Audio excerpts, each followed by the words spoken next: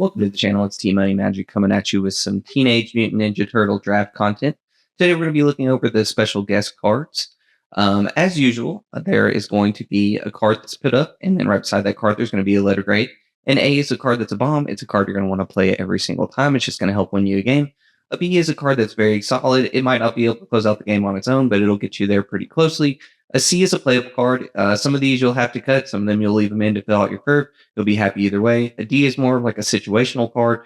You're really only going to want to play this situationally or out of your sideboard. And then F is a card that's just completely unplayable. Now, unlike my previous videos, the thing about special guests is that a lot of times they're not really designed with limited in mind. These are kind of like reprints that the communities ask for. Sometimes they're just like, they're good cards for other formats, but might not be the best in limited. So a lot of them end up being pretty bad. But because of that, I'm going to be doing like a little bit deeper analysis on these. I'll kind of show you kind of what their average cost is as opposed to what these cards are going for. And then, depending on where you go to draft, a lot of times you're drafting, it's usually between like $15 to $20 to draft it. So then it's like, okay, well, will this card pay for my draft? And if so, am I okay to throw my draft to get a card that makes sense for me financially? I'm a big believer in always drafting to win and, very competitive person. But I do understand, like, if you don't get out to draft that often and you get the opportunity to get like, $40, $50 card, you're not going to pass up on that. Honestly, even as competitive as I am, I wouldn't pass up on a card like that either. But it gets more situational when you get those cards that are like maybe $15 to $20, where it's like, okay, do I really want this, or would I rather try to win and potentially get more packs? So that's going to be more of what this breakdown is all about. And with that, let's go ahead and dive in. First card on our list is going to be Path to Exile. It is for 1 white mana. It's an instant. It says exile target creature. Its controller may search its library for a basic land card, put that card onto the battlefield tap, then shuffle. So Path to Exile is iconic. It's very good in other formats. Because of that, it's been reprinted a lot. You can find a lot of these copies for less than $1 or right at $1. This particular one with this art is going for $5. And as far as it goes for draft and limited play, I would only be able to give this card a D. I know that sounds crazy because, it's one of the best removal spells in the game. However, in limited, it just anytime that you're adding to your opponent's board, whether it's a land or like we see this all the time with other removal spells where it's like it gets rid of the creature, but it leaves them a 1/1. Like it's just bad because your opponent is still going up a card and you're going down a card. This helps them filter through their land. If they're trying to splash, you can help them splash. Like there's so many situations where it actually is a downside for you to have this card. Now, with that being said, the reason it's a D and not just a straight up F, there are going to be some certain cards in this format where if you know that you're playing best of 3 and your opponent lays down a creature that you just don't really have a lot of answers to, then you're going to know you're going to be happy to slide this into there to deal with that threat because it's such a massive threat. You'll take the downside that comes with it. But again, like the game of limited is always about having an advantage on your opponent, and this unfortunately gives an opponent advantage on you because you're going down a card to remove one of their cards, but then they're going up because even though it is a land, it's still something they're able to search up and put onto the battlefield, so they're adding to the board while you're subtracting to the board. And that just makes this a very situational card in limited. The next card on our list is Teleportation Circle. It is for 4 mana. It's an enchantment. It says at the beginning of your end step, exile up to 1 target artifact or creature you control, then return that card to the battlefield under its owner's control. So this card is pretty solid. You can find, they're usually average price around $8, and this particular art is also roughly around $8. So no really like gain or loss if you were to pick this up. And then as far as like being able to play this in limited, on its own, it's just a 4 mana do nothing. So if you're ever in a situation where you only have 4 mana and you don't have any creatures on the battlefield, or you only have tokens on the battlefield, it's going to feel really bad because you're not really going to get any value out of it. Now, I do think that is like, that's a very pessimistic way to look at this card. There's going to be a lot of times where you're able to lay it down on turn 4, and then at your end step, you're able to flicker something out and then bring it back in, and it'll have an interest trigger, and then that'll feel really good. Or like even if you're just in a situation where like you have a big beefy creature, you can swing in with that creature. Your opponent really might not have good blocks into it, and then you can flicker it and bring it back, and you're able to, kind of give it like pseudo vigilance. So all those are like good things to do with this card. I don't think it's like straight up unplayable. Like it has a terrible floor. Like paying a 4 mana that does absolutely nothing on its own is always kind of sketchy. But I do think it's good enough, and with the flicker ability that it generates and the value that all these cards have nowadays, where like just about every creature has an inner effect, there's a decent amount of artifacts in this set. You're going to be happy to have this card. And it is $8, so I feel like you're gonna take it pretty highly, even though it is only like just an average, okay, playable card. I could still understand why you'd want to take this card and kind of prioritize it a little bit. Next up, we have Trouble in Pairs. It is for 4 mana, including 2 in white. It's an enchantment. It says if an opponent would begin an extra turn, that player skips that turn instead. Whenever an opponent attacks you with 2 or more creatures, draws their second card each turn, or casts their second spell each turn, you draw a card. So this is sadly our very first F, and this is where my full analysis comes in that I was talking about, because this is a great card for other formats, particularly Commander players like this a lot. Its cheapest copy is currently going, or I guess its average copy is around $24. The Teenage Mutant Ninja Turtle set, it's a little bit more at about $27. So it is one of these cards where if you have a really really good pick and you have this card, you're probably going to take this card just because of the amount of value that you're going to get from it. If you're a Commander player and you just happen to go down to draft every now and then and you're able to pick one of these up, you're going to be super excited about it. And it is definitely worth throwing your draft for this card. But unfortunately, it is basically unplayable in limited. So in limited, there's just too many ways to work around this card. There's going to be a lot of times where you only have one good attacker anyway, so you're only swinging in with one creature to stop them from being able to draw that card. Same if you have like an ability that lets you draw a second card, or any sort of spell that lets you draw another card, you're just going to not do that so that they don't draw a card. And then, same for the second spell ability, you'll just start laying down one spell at a time. It's just one of those cards that it seems cool. Like you might get in your head about what all the cool stuff that you can do with it, but it's just not going to come up enough in limited, and your opponent's going to play around it every time. It's just unplayable, but it is worth a lot of money. So I understand you definitely were probably going to pick this up and be okay with it. The next card that we have is Brainstorm. It is for 1 blue mana. It's an instant. It says draw 3 cards, then put 2 cards from your hand on top of your library in any order. So Brainstorm, similar to Path to Exile, it's really iconic, but because of that, they kind of like reprinted it and reprinted it, and now you can find multiple different copies that are less than $1. This particular artwork is worth $4, so that's pretty cool. As far as a grade, Brainstorm is one of those cards where it's iconic for several reasons in other formats, because they have ways where you can draw the cards that you need, and then you can just shuffle your library or whatever for the 2 cards that you put away. Fortunately, in limited, you're just not going to have that option very often. And because of that, like, it's just a C. It's just an average card. It's not terrible. Brainstorm is never going to be terrible, I don't think. But like, if you're in a situation where you're already flooding out with mana, and the best you can do is just put your 2 lands back in any order, that's not really going to help you draw what you need. Even if the 3 cards that you draw is all gas, that might be the one scenario where it's okay. But there's a lot of time just with ratios and stuff, you're probably getting another land out of that. So that all just makes it like an okay card. You're not going to feel bad to have this card, because it's $4. You might want to pick it up. Like, you could pick it up, second pick, third pick, fourth pick, and be okay with it, because it is, and it's really cool art. So I understand that part of it. But it's not like a groundbreaking it's not like a backbreaking card or anything like that. It's just kind of there. Like, it'll help you fill out your curve.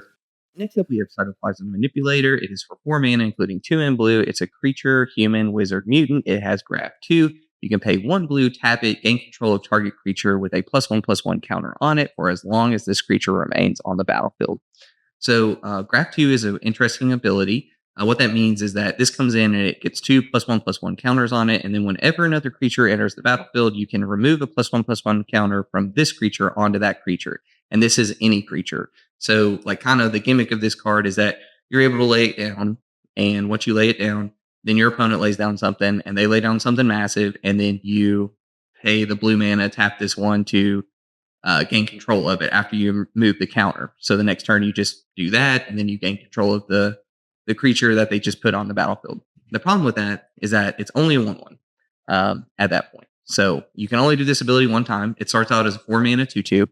And the fact that it's going to be so easy to get rid of, and then what you did is you just gave your opponent a +1/+1 counter on a big creature that they control, and that's going to feel absolutely terrible. So it's just not really where you want to be in limited. Really cool card, but yeah, unfortunately, the game just kind of passed it by. You can get, it's average price right now, like $1 to $3. The Teenage Mutant Ninja Turtle copy is about $5, but it's just unplayable, and I don't think the price justifies you picking it over a card that can actually win you some drafts. So, but if you can get this on the wheel or get it way later in the draft, like, go for it. It's a cool card to add to your collection. Next on our list, we have Splinter of the Shadows. It is for 4 mana, including one in black. It's also known as Ashcoat of the Shadow Swarm. It's a legendary creature, Rat Warlock. It says whenever Splinter attacks or blocks, other rats you control get +X/+X until end of turn, where X is the number of rats you control. At the beginning of your end step, you may mill 4 cards. If you do, return up to 2 rat creature cards from your graveyard to your hand. It's a 3/4. So this is yet another example of a card that is just basically unplayable. It's not always unplayable and limited, but in this particular set, it is. There are only 3 rat cards in total. There's one in a rare slot, there's one in an uncommon slot, and there's one in the common slot. And that's just not enough. Like you're never going to have enough rats to where this feels good to have.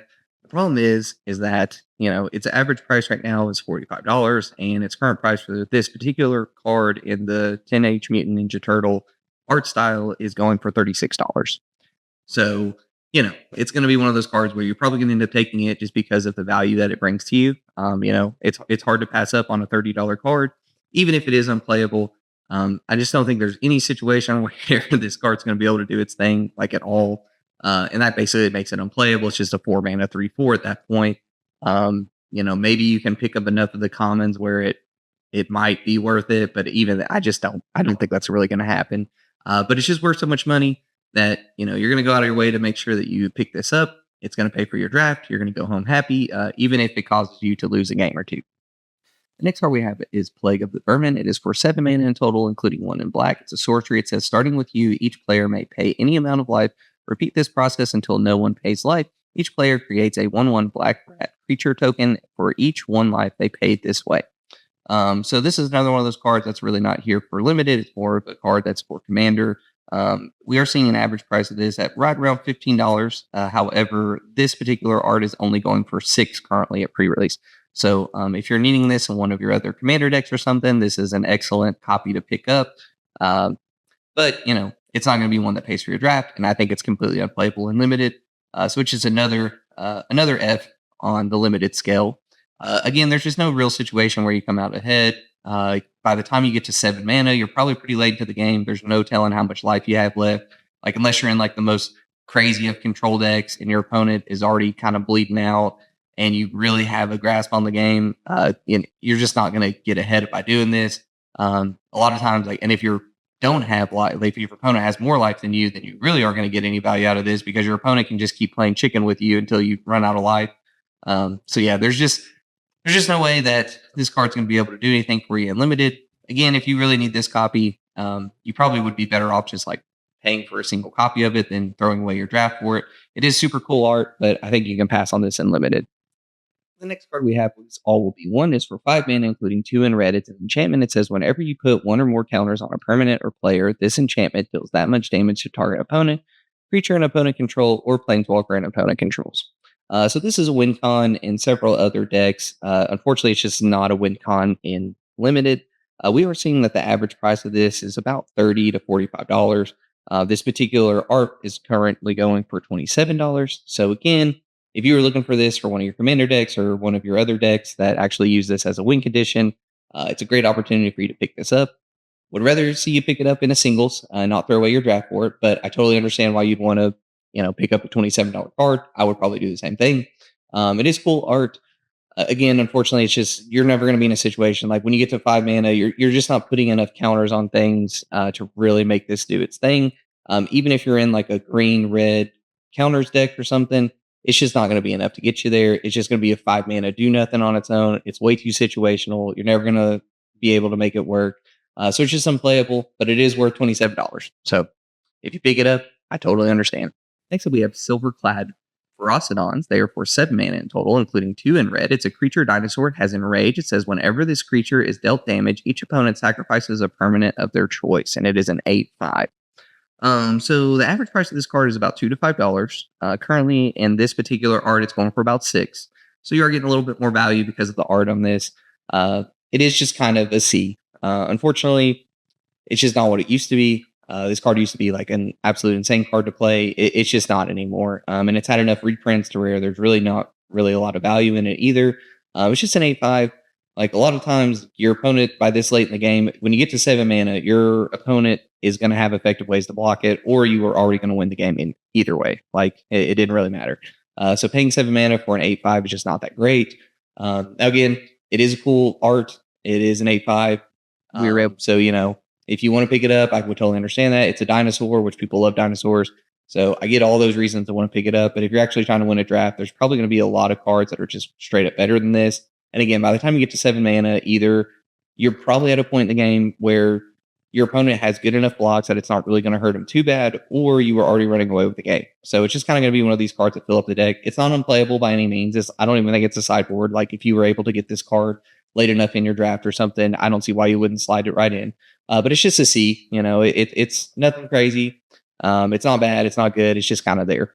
Next up, we have Underworld Breach. It is for 2 mana, including 1 red. It's an enchantment. It says each non-link card in your graveyard has escape. The escape cost is equal to that card's mana cost plus exile 3 other cards from your graveyard. At the beginning of the end step, sacrifice this enchantment. So this card is a staple in a lot of decks. It's really good in Pioneer, Modern, and things like that. But that's because they have the combo pieces to make it work. Unfortunately, in Limited, you're just not going to be able to do that.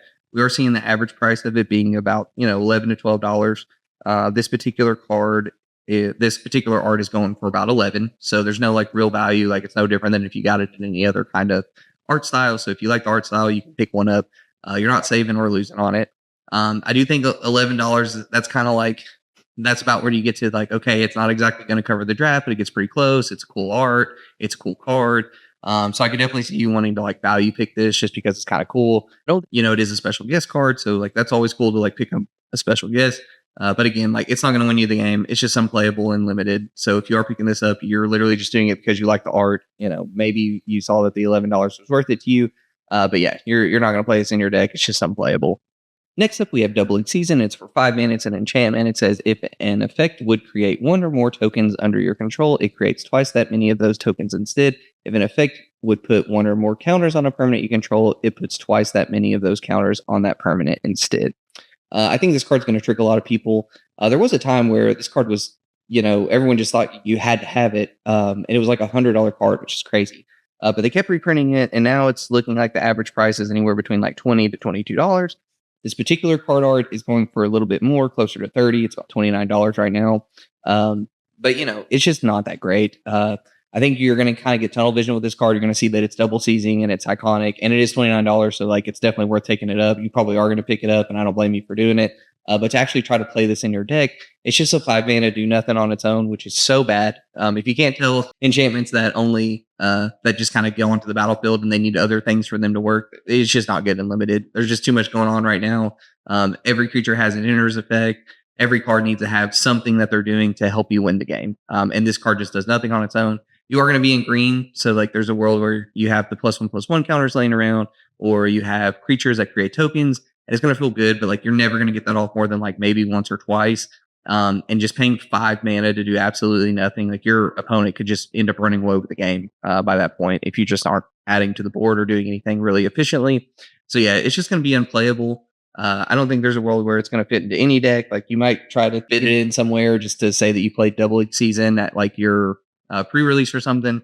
But if you're actually trying to win, I probably would try to avoid this card.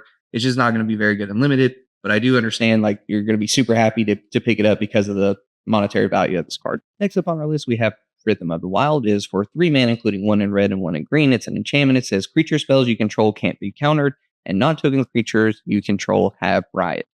So to riot, it's a really cool mechanic. Either your creature can enter with a +1/+1 counter on it, or it can enter with haste.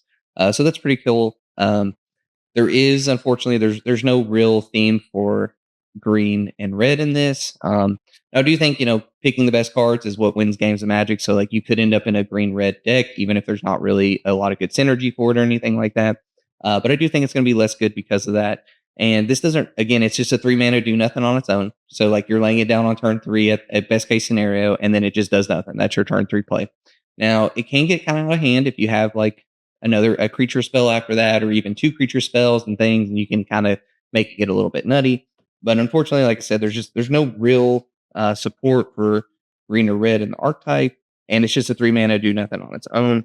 Next up, I don't think this card is like completely unplayable or anything, but it's not going to be very playable at all. I think it's just kind of like very situational. Like if you end up in the right deck, if you're in a hyper aggressive deck, and you can get this down on turn 3, maybe you win the game.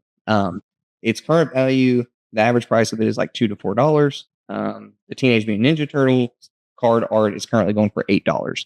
So there is a little bit of value in picking it. It is pretty cool. Like watching people fight on dinosaurs is awesome. But I just don't think that it's all that great on its own. I don't think it's really going to help you win games. I could definitely understand why you pick it up because of the art and the price and things like that. But to actually play it in limited, I think it's going to be really hard for you to win with this card. Next up on our list, we have Waves of Aggression. It is for 5 mana, including 2 in a red white hybrid mana. It's a sorcery. It says untap all creatures that attack this turn. After this main phase, there is an additional combat phase followed by an additional main phase. And then you can retrace. Retrace means that you can play this card from your graveyard by also discarding a land in additional paying its mana cost. So this card, unlike the other card, I still don't think it's very good at all. I actually think it's worse. Red white is a archetype that is actually supported. So I do think, if you have an aggressive enough board state, it wouldn't, those would be like the only real time where you get value out of this. You could even, you could discard it in the early game and then retrace it in the late game. So there is a little bit of upside to it, but I just think it's so bad. Like there's not going to be a lot of great attackers by this point. By the time you got 5 mana on the board, if you do have great attackers, you're probably going to win the game anyways. The board kind of starts to stall out a little bit. And then this card just not going to do enough. Like if you swing in with you might not even be in a situation where you're able to swing in with all your creatures. Maybe you can only swing in with 2 of them. And then, being able to swing in again with those is going to feel great. But the damage that those creatures receive, they don't go away. So it's not like it all refreshes. So like if you have like a 7/5 and you attacked in the first time, they blocked it with something that had 3 power. Well, the next turn they can block it with something that has 2 power and they get rid of it. Now you are getting a 2-for-1 in that deal. Well, actually, you're only getting it's just evening out at that point because you paid this card. So you paid a card and you lost a card and they lost 2 cards. So then it just evens out. So again, like it's just not that great. It's very situational. There is an archetype that supports it, and I think that's kind of the only reason it's not just completely unplayable. I think if your deck is extremely aggressive enough, it is worth a couple of dollars. So I could definitely understand like you like the art or you want to try it out, and I totally get you wanting to do that. But yeah, I just don't think it's going to be that great and limited. If we have Arcbound Ravager, it is for 2 mana. It's an artifact creature beast. It says sacrifice another artifact, put a +1/+1 counter on this creature, and you can modular run. Modular means that this enters with a +1/+1 counter on it. So this card is currently going for about $12 to $13. This particular art is about $8. Unfortunately, like even though there is like a blue-red artifact deck, I just don't think this on its own. Like this is a free sacrifice outlet, but I just don't know how big you're going to be able to get it on your own. And it doesn't have like flying or anything. It has no evasion to it. It's just a 2 mana 1/1 on its own, which is not great.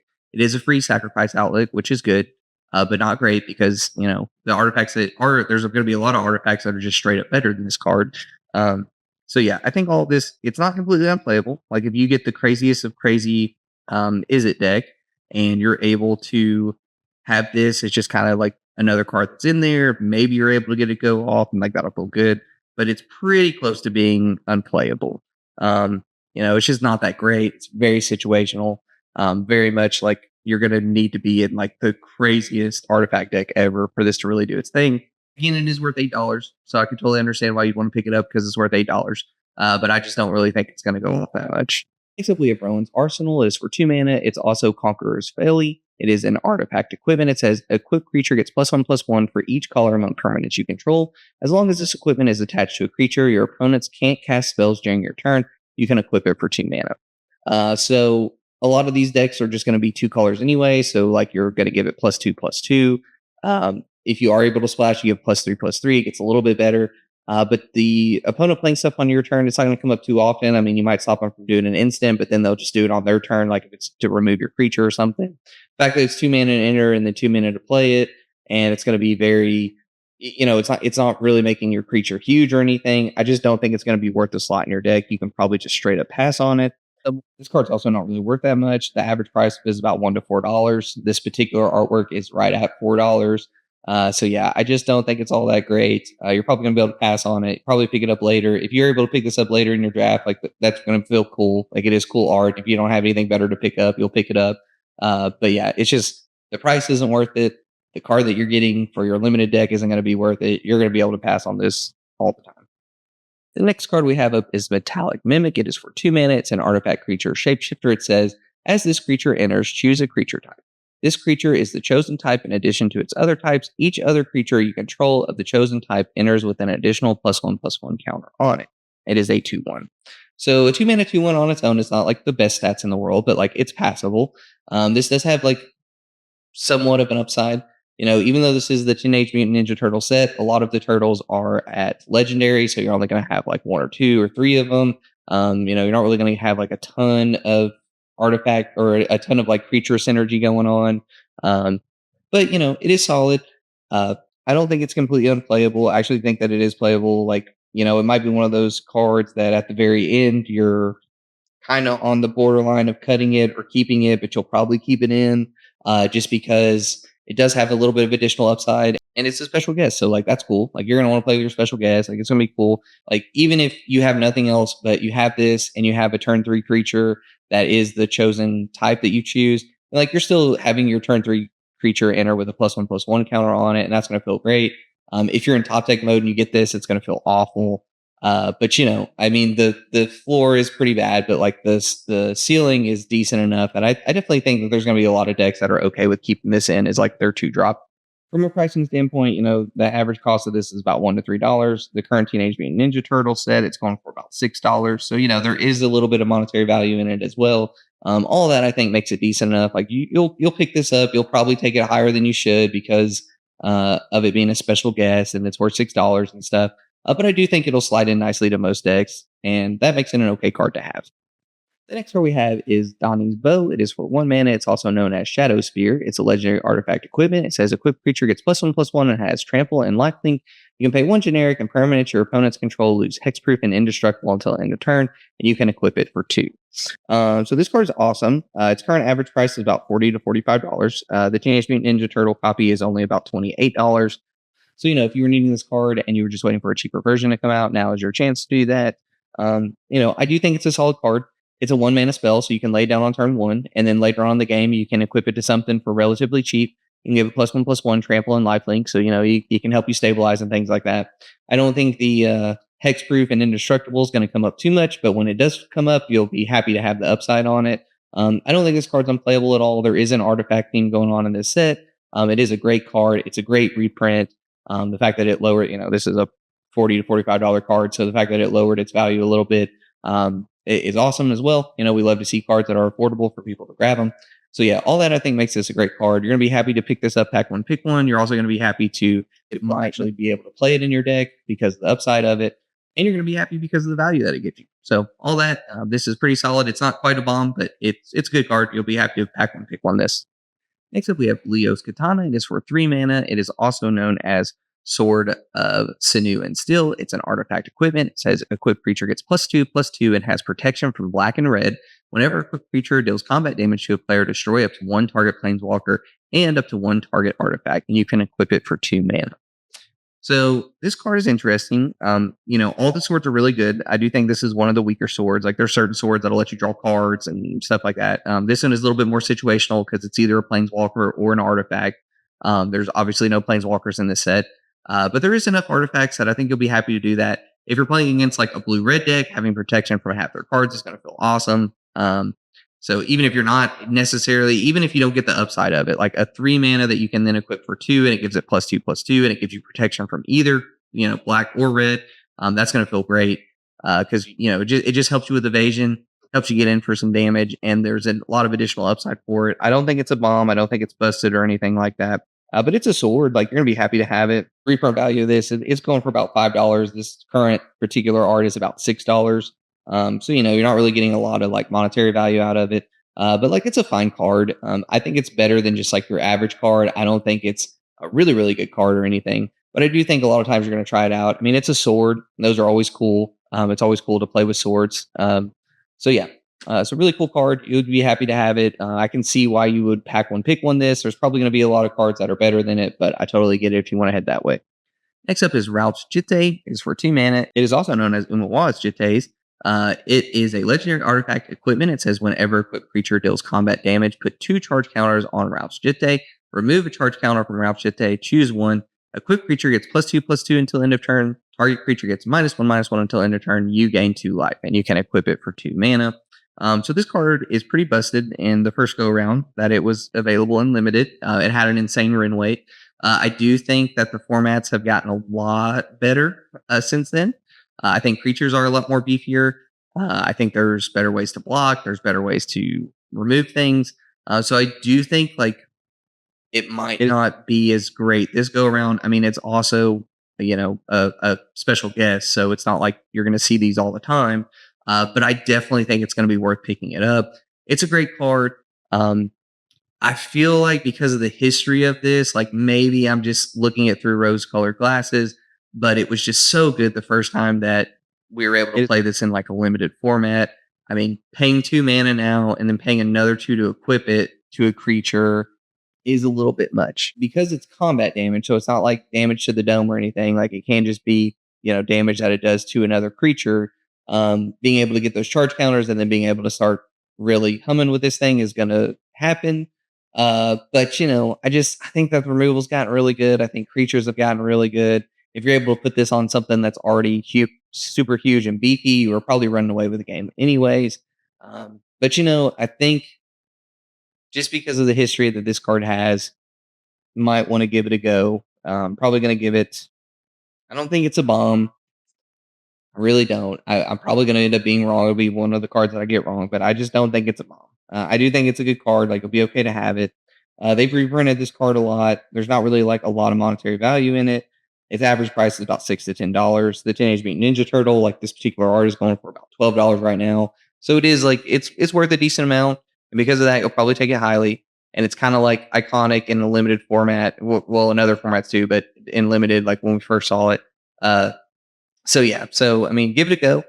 Again, I don't think it's a bomb. Unfortunately, I'm probably going to be wrong about it. It's probably going to surprise me again, uh, but I do think it's a great card, and because of the value that it provides, I don't see why you wouldn't pack one, pick one it. And the last card that we have is Underwater Sewers. It is a land, island, swamp. It says this land enters tap. When the land enters, surveil 1. I absolutely love this artwork. I think it's so cool. This is the first time this land is being reprinted. It hasn't really been out that long. It came in with all the other surveil. Current price is about $24 to $27. And this particular card is a little bit less at about $18. So if you were needing these copies for some of your other decks, now's a great time to pick it up. Save you a couple bucks. But yeah, this card is pretty okay. The problem is that an island swamp is not really a supported theme. It's not an archetype that they're really going after. So it might be a little out of place, but it is worth $18. I don't see why you wouldn't pack one, pick one this. It's got super awesome art. I love the art personally. And the surveil 1 is real. Like having that upside is real. I remember when these cards first came out and everyone was like, oh, these lands aren't that good. They're dual land type, which is awesome. And they help you dig for what you need. And that's awesome. And they all ended up playing very well. It's really cool to already see that one of them's getting reprinted. It makes total sense. It's probably like one of the best flavorful cards in the whole set. I absolutely love it. It's worth a decent amount. So definitely pick this card up. And that is going to wrap us up. Thank you so much for tuning in. This will be our last video before pre-release. Pre-release is tomorrow. So I hope everyone gets all the cards that they want. I hope these videos helped you out. Let me know in the comments what you got. I really appreciate you taking the time to tune in. Be sure to like and subscribe if you enjoy the content. Everything you do helps the channel grow and helps me become a better Magic player along the way. So thank you so much. Have the best weekend and be on the lookout for our next one. We're going to start posting, probably post a couple more videos just about like the set in total. And then I'll start actually posting some drafts that I'm going to be able to get into. So yeah, we got a lot of fun stuff on the horizon. I hope everyone has a good time and be on the lookout for our next one.